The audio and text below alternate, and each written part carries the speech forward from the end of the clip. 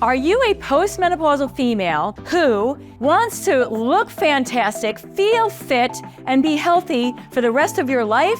Well, then you are in the right place. By the time we're done with this video, I'm going to help you to identify where you need a little bit of new refinements for your new operating system of your new body, or where you're making some common mistakes.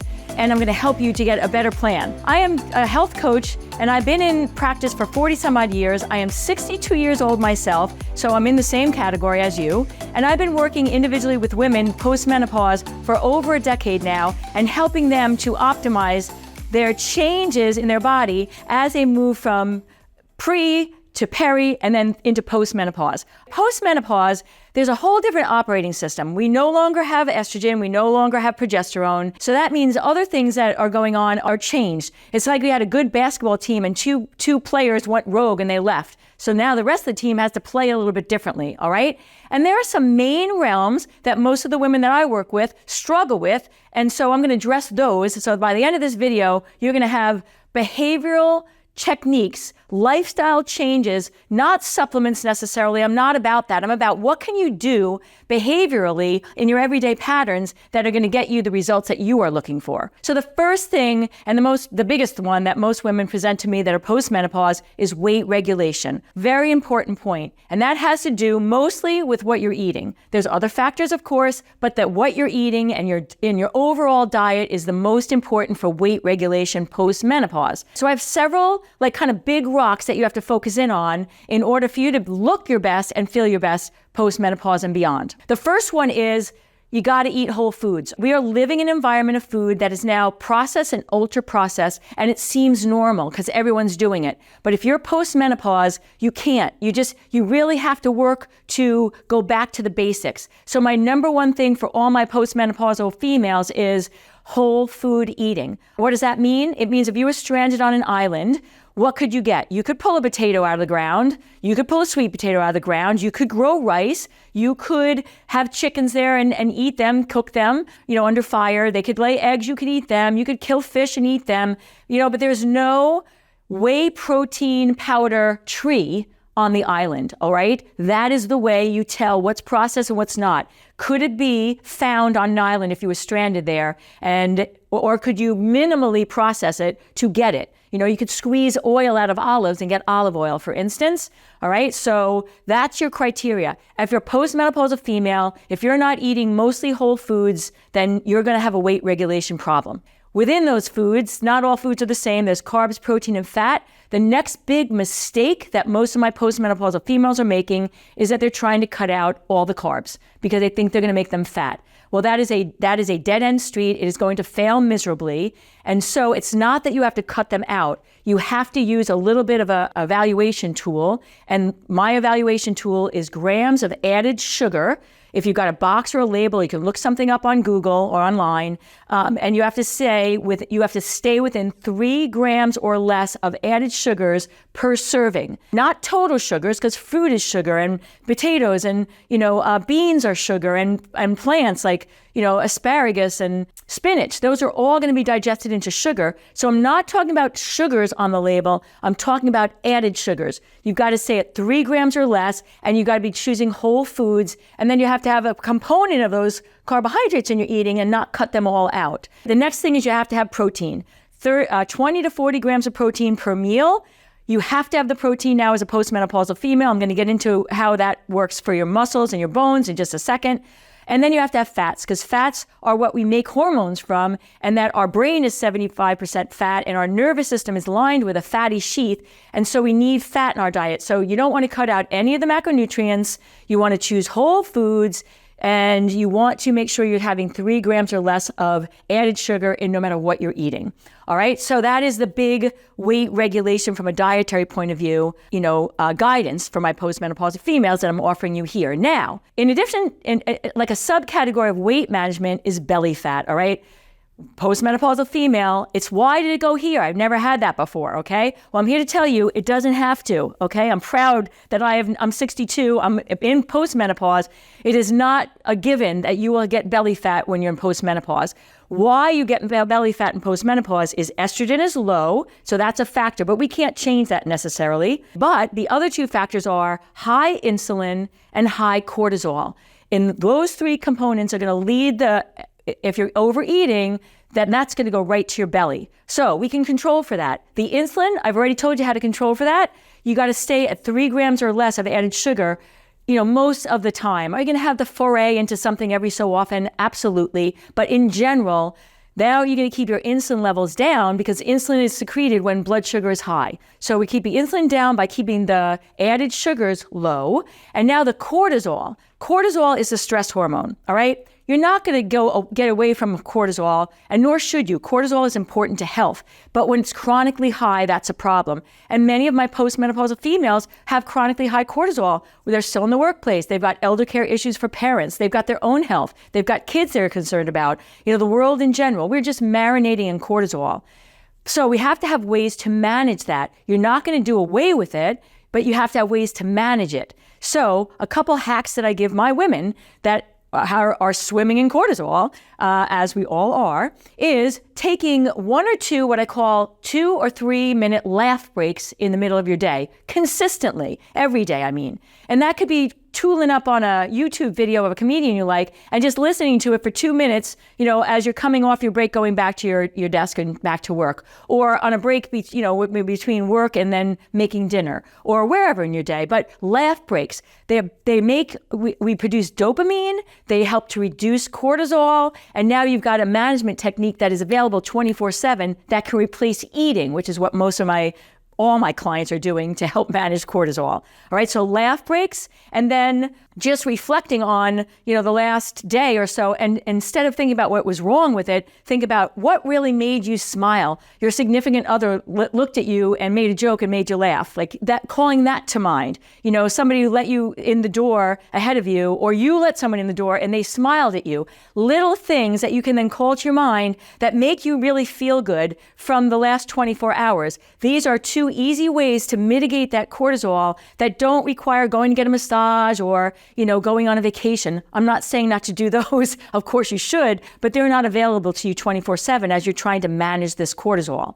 Now, let me tell you something else about cortisol. Many of my postmenopausal females are jacking up their cortisol because they're doing too much high-intensity interval training workouts, either cycle classes or HIIT classes, weight training classes with intervals. I'm not saying those are bad. Those are actually very good for the next topic I'm going to get into, but too much of them. You can do, you need a recovery time from those, so you have to space them out.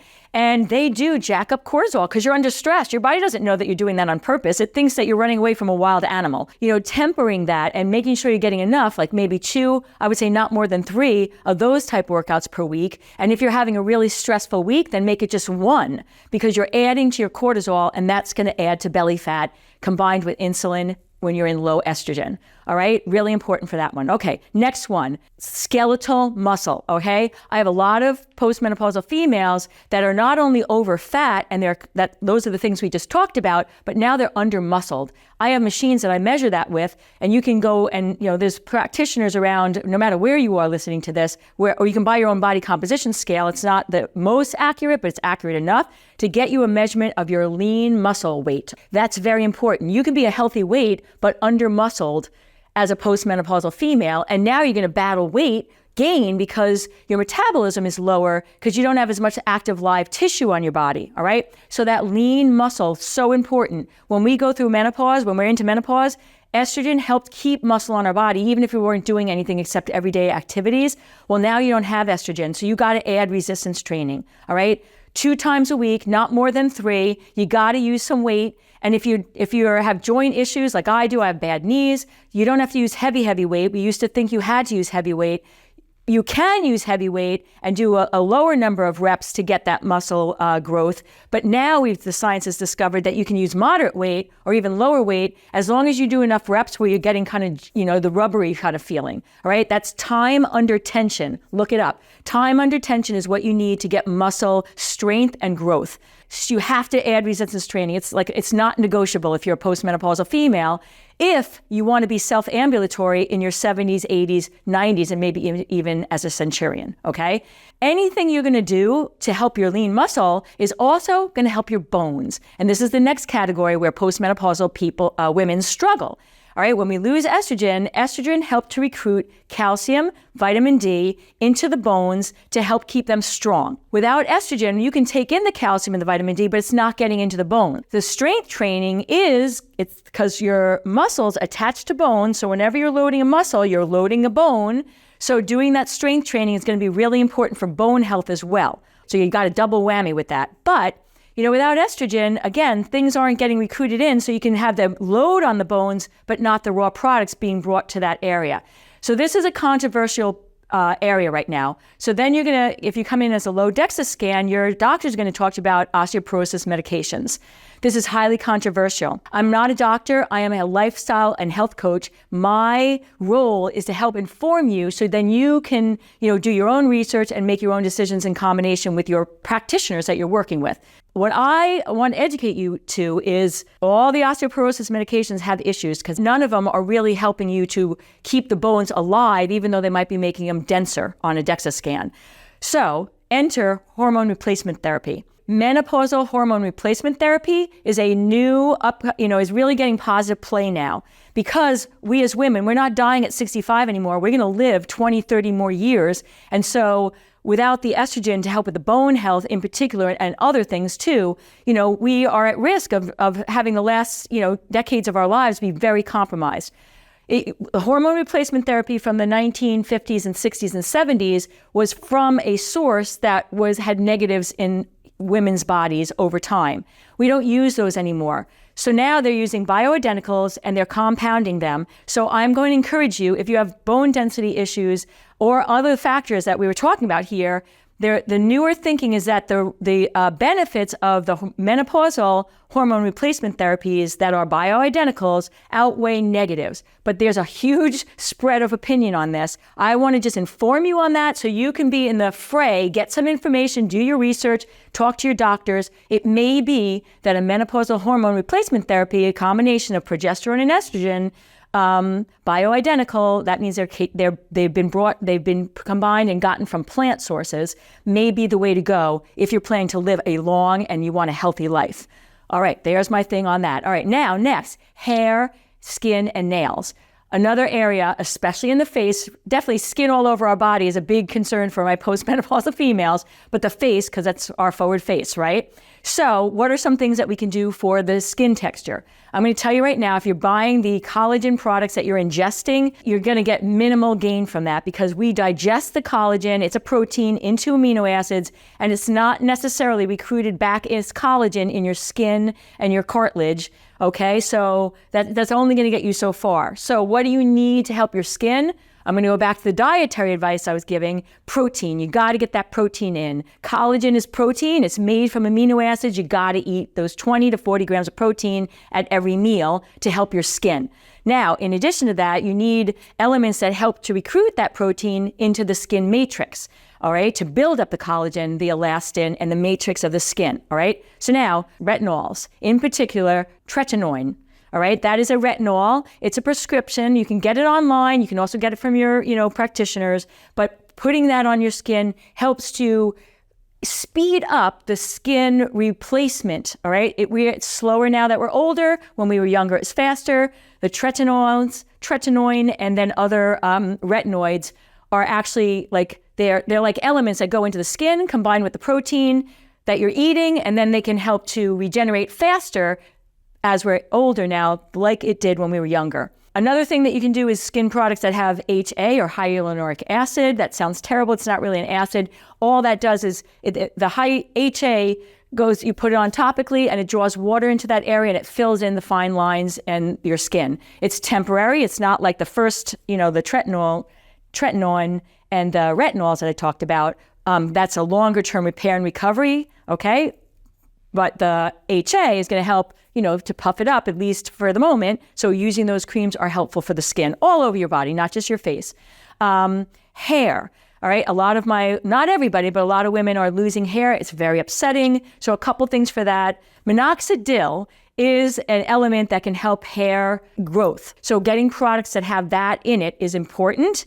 Another thing you can do for hair is, we're upright beings, so gravity is always, we're standing upright, and gravity is pulling blood flow down into our lower extremities as opposed to our head.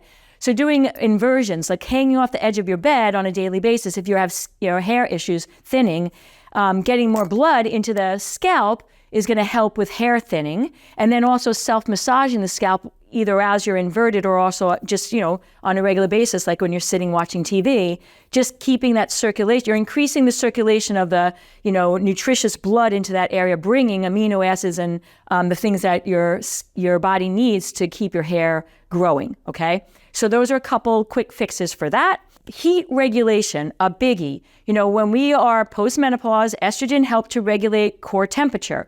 Without estrogen, we are less proficient at what's known as vasomotor regulation, which basically is just keeping our core cool. So we get hot a lot, way more than when we were younger women. I used to be cold all the time. Now I'm dying all the time. And it's not hot flashes I'm talking about. I'm talking about being able to regulate heat.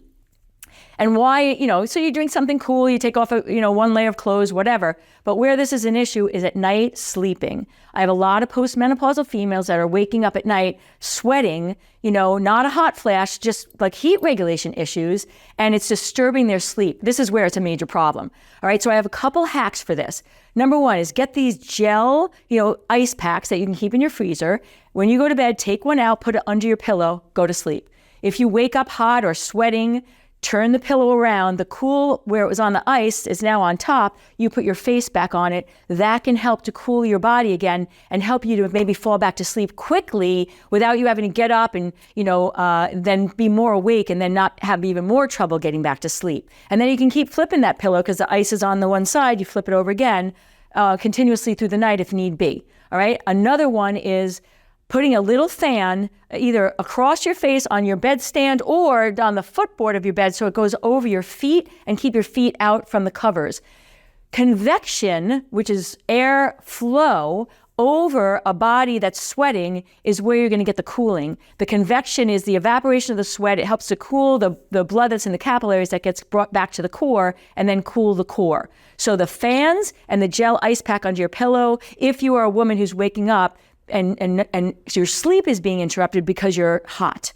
All right. Another thing about the hot, though, is that you might be having these kind of hot spells overnight and waking up all soaking wet, not because of vasomotor regulation per se, but because you add sugary things before you went to bed. And now you've got insulin high, you've got blood sugar high, and that will cause heat regulation issues. So avoid eating high refined sugar things after dinner, and that would also help with heat regulation at night. The final big realm I'm going to talk about now is vaginal dryness. When we are low in estrogen and progesterone, not all women complain about this. I did not experience this yet, but I have women who do. And when you have vaginal dryness related to low hormones, it's like someone is burning your skin on intercourse. Now, intercourse is so important because of connection. Sense of connection and is so important to healthy longevity and making life worthwhile as we're living longer, right? So if you're having intimacy, having intercourse issues, that's going to affect your intimacy and your health and well-being. So we need to do something about this, right? So the first thing I'm going to tell you is you can try vaginal lubricants. KY beads, suppository. They're lubricants that you can insert into your vagina. They dissolve and they will moisturize that area. For some women, this is very helpful. For a lot of women, it's not, because it doesn't get deep enough into the skin. The moisture wears off right away, and then you still have the skin, which is very compromised. So you want to look for a hormone suppository. You can buy some of them online, over the counter.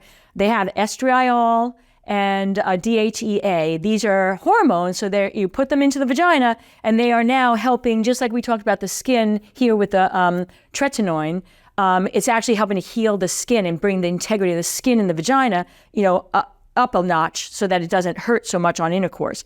The other thing you can do is go to your OBGYN and actually get a cream with progesterone and estrone and estrogen and suppositories, and that might also help. Unfortunately, that the hormone, now that's not the same as taking hormone replacement therapy, which is systemic. This is just in one area, and it might just be enough now for you to then enjoy, intimacy again. So very important as a postmenopausal female. All right, everybody, those are the big rocks. These are the things that many of my women are coming in with, either all of them or some of them. The final points I want to make is, what are some general well-being things? Number one is stay well hydrated. The rule of thumb is half your body weight in ounces per day of water, clean water. Hydration is important for everything we talked about, and water in your body helps to keep the mitochondrial furnaces with the products they need to burn energy and keep your energy high. So water is so good for us on so many levels. So that's number one. Number two is sleep. We just talked about it in terms of what might interrupt it, but getting 7 to 9 hours of sleep, so important as we age. That's when, human growth hormone is produced and utilized. So if you're not getting that sleep, you're not repairing your body and we're already compromised with that because we're postmenopausal females. So, working on that sleep hygiene and getting good sleep is really important. And then relationships that nurture you. We don't have that much more time on the planet that we did when we were younger. We have less time than we've been on the planet for most of us if you're over 60. So you want to be judicious with who you're spending time with. And when you leave their company, you want to feel like you've been enriched and that it's satisfying and feeds your soul, all right? So be selfish about that. Create and foster and hold on to the relationships that do that for you. It's so good on a health basis. And then finally, your own self-talk. We are very abusive to ourselves as women, and we haven't stopped doing it even though we're postmenopause. And I am a huge advocate. I have a master's degree in counseling psychology, and I have, and right now, so many people, all people, but definitely my postmenopausal females, aren't you tired of beating yourself up? Aren't you tired of spilling that cortisol in your own body from how you're thinking and talking to yourself? So just talk kindly.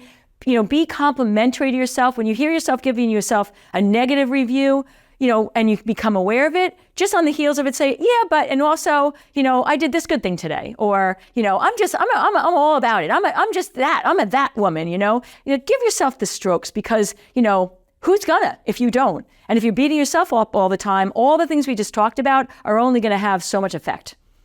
All right, everybody, I hope that you got some tidbits and pearls from this. And, I do individual consulting. If you go to my webpage, judyterrell.com, there's a contact form.